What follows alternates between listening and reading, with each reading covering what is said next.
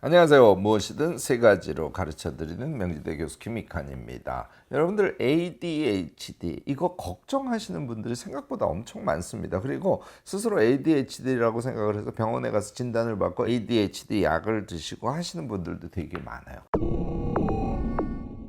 이게 ADT라는 개념이 있습니다. 이 두 가지의 차이를 아시면요, 내가 질병으로서 ADHD인지 아니면 ADT의 성향인지를 판단해 보실 수 있어요. 후자라면 약간의 습관을 추가하면 오히려 ADT적인 성향을 가진 사람들이 집중력과 엄청난 폭발적인 어떤 실행력을 갖는 사람으로 자기를 갖고 갈 수 있답니다.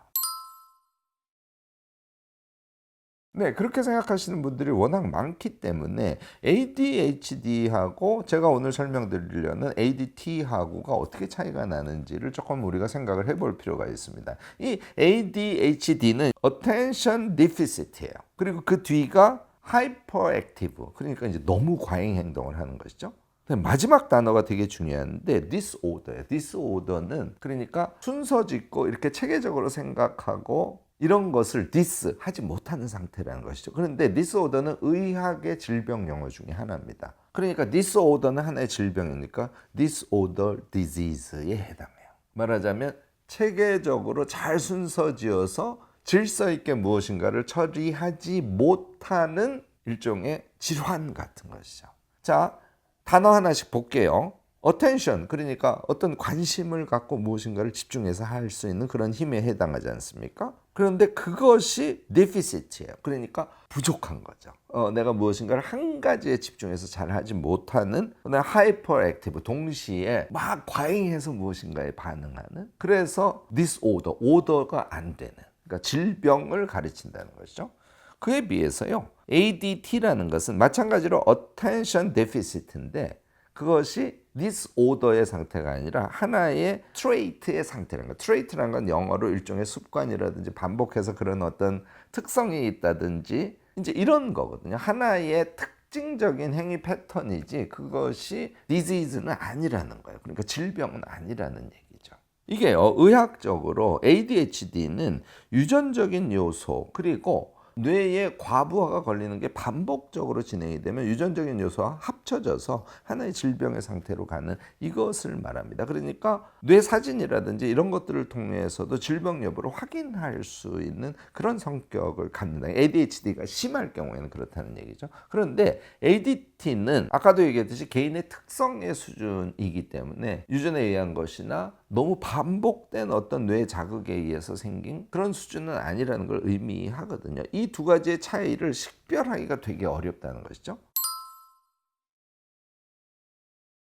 자, ADHD하고 ADT의 차이에 대해서 먼저 간단하게 얘기를 하면 우선 첫 번째는 ADHD는 전두엽이 잘 기능을 하지 못하는 상태라는 거예요. 그러니까 뇌의 상태와 직접적인 관련이 있는 겁니다.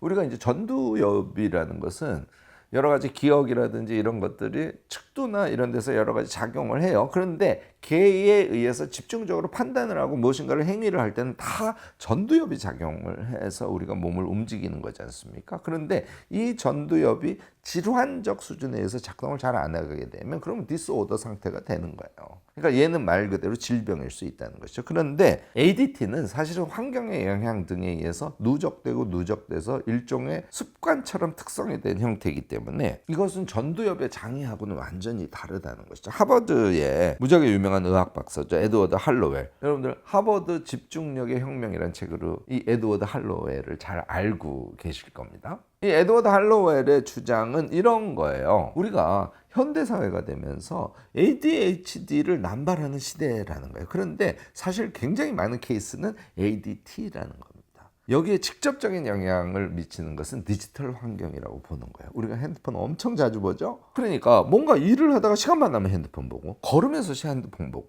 그 핸드폰을 통해서 우리가 접하는 것은 통칭해서 재미있게 뭔가를 깔깔깔깔 보는 것조차도 다 정보거든요.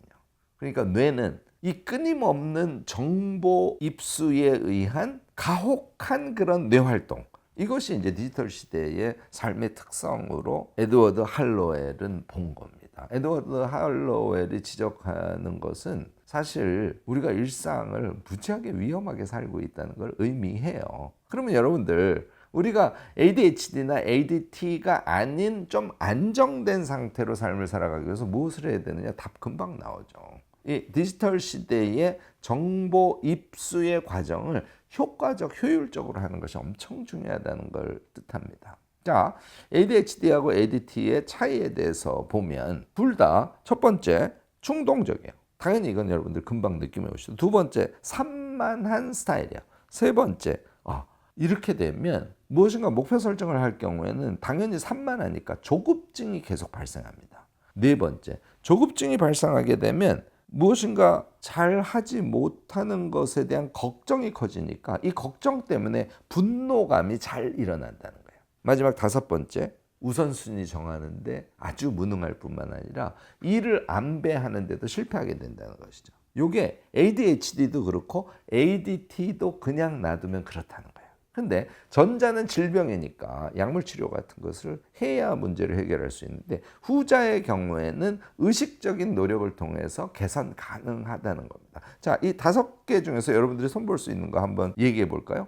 마지막 5번째. 일을 안배하는 것이 안 돼. 무엇으로 여러분들이 조절할 수 있을까요? 네, 우리가 자주 얘기하는 계획이라는 세계예요. 플래닝을 통해서 아침마다 자신의 하루를 잘 분배해서 플래닝을 한 상태에서 그걸 머릿속에 제가 이제 이거 생각력이라고 그러죠. 계속 머릿속으로 돌리면서 어떤 일을 한 다음에 그 일을 짧은 시간에 최소한의 구체적 성과를 만들어내고 그 다음 일로 전환하면서 그렇게 자기가 일상을 보내는 것을 계속 머릿속에 그려가면서 살아가지 않습니까? 그러면은 일상이 질서 있는 형태로 조금씩 바뀔 수 있습니다. 이것 하나만으로도 충동적이고 산만하고 조급하고 그래서 내적 분노가 올라오고 하는 것들을 어느 정도는 완화시킬 수 있어요. 자, 내적 분노 얘기를 할까요? 내적 분노를 어떻게 통제할 수 있을까요? 저는 감사라는 기제를 여러분들께 자주 이야기하지 않습니까? 자기 전에 자기가 감사할 사람 또는 감사할 상황에 대해서 계속 메모해 보시기 바랍니다.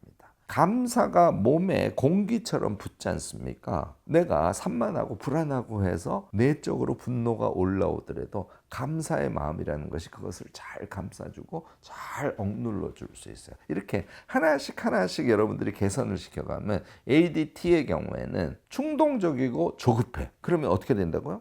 빠른 시간 내에 일을 처리할 수 있는 능력으로 그것을 전환시킬 수 있죠. 산만해요. 계획의 질서만 잡아주면 여러 가지 일을 크게 부담 갖지 않고 동시에 유능하게 처리할 수 있는 능력으로 이것을 전환시킬 수 있어요. 제가 아까 말씀드린 ADHD나 ADT의 5가지의 특성은 몇 가지를 여러분들이 잡아주면 제가 지금 말씀드린 2가지 계획성, 그러니까 완전히 주체적 선택에 의한 계획성이에요. 그리고 감사함, 이 2가지 기제만 갖고도 ADT가 갖고 있는 그 집중력과 속도감과 이런 것들을 장점으로 이용할 수 있게까지 만들어줄 수 있다. 저는 그렇게 여러분들께 좀 강력하게 ADT라고 해석하고 실천해보고 해서 자신의 장점으로 만들어 가시기를 권합니다.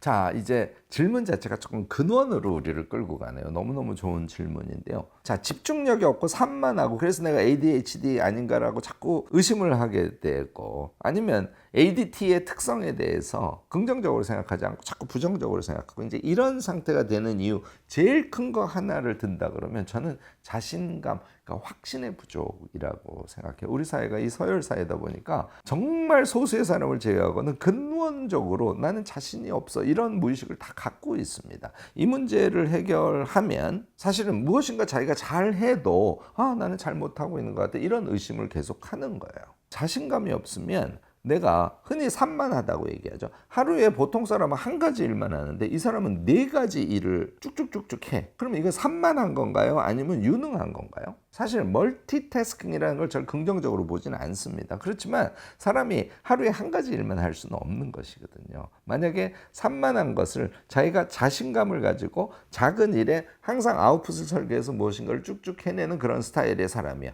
산만함이야말로 기가 막힌 유능함이 될 수 있지 않습니까? 그래서 그 배경에는 여러분들이 그 일을 내가 잘 할 수 있어라는 자신감을 갖는 것이 아주 중요해요. 또 이제 이거는 분노감하고도 연결이 되는데 나에게 일을 시키는 사람이 나를 부려먹어서 너무 피곤한 하루야. 그러면 사실 그것을 자신의 능력의 성장 과정과 연결 지우지 못하는 사람은 너무너무나 화가 나죠. 너무너무나 자기가 소모됐으니까. 그러면 심지어는 집에 와서 어떻게 하냐면 보복성 밤샘 같은 거래요. 내가 이제 네가 시키는 것 때문에 하는 것이 아니라 내가 넷플릭스를 밤새고 보는 것, 내가 원하는 것을 하는 것으로 난 또 밤을 샐 거야. 이렇게 하시는 분들조차 계시다니까요. 그러면 생활이 정말 산만하게 가버리는 거예요.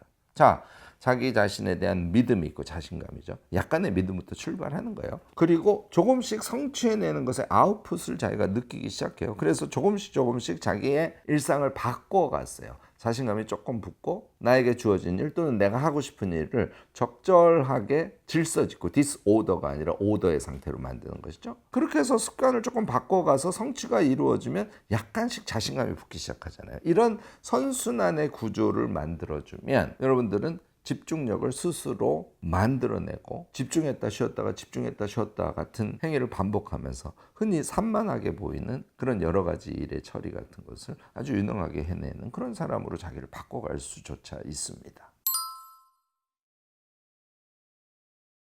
저는 엉뚱한 곳에서 답을 꼭 여러분들 찾기를 권합니다. 쉬고 놀아주셔야 돼요. 그러니까 쉼과 놀이라는 것은 우리에게 안정감이라는 걸 주거든요. 그리고 쉬고 놀면서 그것에 의해서 오는 기쁨이 행복의 기본 지수를 높여주기 때문에 평상시에 뭘 하다가 잘 안 돼도 그것을 조금 인내할 수 있는 힘 같은 걸 만들어 준답니다. 그래서 일단 자기가 제일 좋아하는 취미 같은 것을 꼭 찾아내고 일주일에 한 번씩은 거기에 미치세요. 그러면 일주일의 고단함도요, 그 재밌음을 목표로 해서 잘 인내할 수 있는 그런 상태조차 여러분들이 만들 수 있습니다. 얘의 연장선에서 여러분들이 일을 하거나 공부를 하거나 하실 때 중간에 적극적으로 쉬어주셔야 돼요.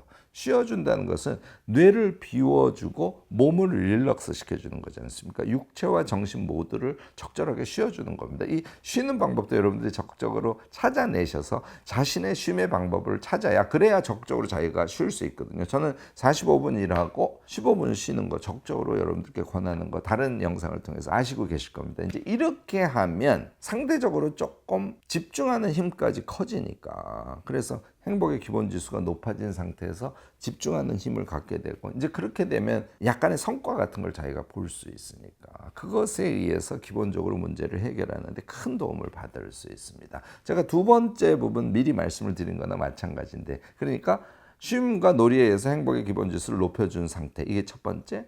그 다음에 일을 할 때 좀 분산적으로 이루어지는 것에 아주 단기적인 목표를 세우셔야 돼요. 내가 오늘 어떤 큰 프로젝트를 해. 그럼 큰 프로젝트를 5개로 나누면 오늘 2시간 한 것에 의해서 아웃풋을 설계해서 그걸 달성할 수 있거든요. 이제 멀티태스킹하고는 조금 다른 차원에서 오늘 내가 3가지 일을 해야 돼. 그러면 각각의 3가지 일에 대해서 작은 목표 설정을 한다면 그것을 달성하는 방식으로. 그렇게 해서 여러분들이 자신의 능력에 대한 확신을 얻게 되고 조금씩 만족감을 얻게 되고 이제 이것을 반드시 해주셔야 되고요. 세 번째, 이게 이제 누구나 다 하는 얘기지만 너무 중요한 얘기를 해서 저도 강조를 하는 거예요. 소위 디지털 디톡스라고 하는 것이죠. 특히 핸드폰 그리고 일을 할 때 정보를 너무 많이 찾으시면 안 돼요. 그래서 엑기스가 되는 정보만 효율적으로 찾아서 정보로 인해서 우리 뇌가 엄청 피곤해하는 거. 그다음에 뭐 제 영상도 유튜브로 여러분들이 당연히 보시는 겁니다만 유튜브를 본다든지 어쨌든 핸드폰을 통해서 끊임없이 정보를 입력시킴으로 인해서 뇌의 피로감을 강화시키는 거. 이것을 여러분들이 적극적으로 금해해 주셔야 됩니다. 그래서 제가 여러분들께 제안하는 것은 특히 일을 할 때나 공부를 할 때는 핸드폰을 멀리 두고 이렇게 하시라는 것이죠. 2시간에 한 번 핸드폰에 들어가서 그때는 핸드폰을 재미있게 적극적으로 정보 이용도 그때 집중적으로 이렇게 해서 잠시 디지털 세계로부터 자신을 격리시키는 거. 이게 이제 세 번째 해법인데요. 여러분들 ADHD라고 생각하지 마시고 나의 ADT의 특성을 장점으로 만들어주기 위해서 나는 행복의 기본 지수를 높여주고 그 다음에 자기가 하는 일을 단기 성과로 아웃풋으로 설정해내서 그것을 달성함으로써 점점 자신감을 채워가고 뿐만 아니라 내가 ADT나 ADHD적인 성향이 강하게 될 수밖에 없는 환경적 요인, 디지털이죠. 디지털 정보에 의한 뇌의 피로도입니다. 이것을 주기적으로 디지털 정보에 접하는 방식으로 스스로의 습관을 바꿈으로써 디지털 디톡스라는 그런 수단까지 동원을 하시기 바랍니다. 그러면 여러분들의 ADT적인 성향은 여러분들이 다양한 일을 집중력을 발휘해서 그것도 빠른 속도로 처리하고 또 쉬어주는 그런 아주 유능한 자신의 삶을 이끌어주는 하나의 힘으로 작용할 수도 있다는 거 잊지 마시고요. 오늘 좀 부정적인 현상에 대해서 제가 긍정적으로 해석하면서 실천할 수 있는 방향에 대해서 말씀을 드렸습니다. 이 고민을 하고 계셨던 분들에게 약간의 도움이라도 되었으면 참 좋겠다 하고 생각해 봅니다. 오늘 제 영상이 도움이 되셨다면 좋아요, 구독, 알림 설정까지 꼭 부탁드리겠습니다.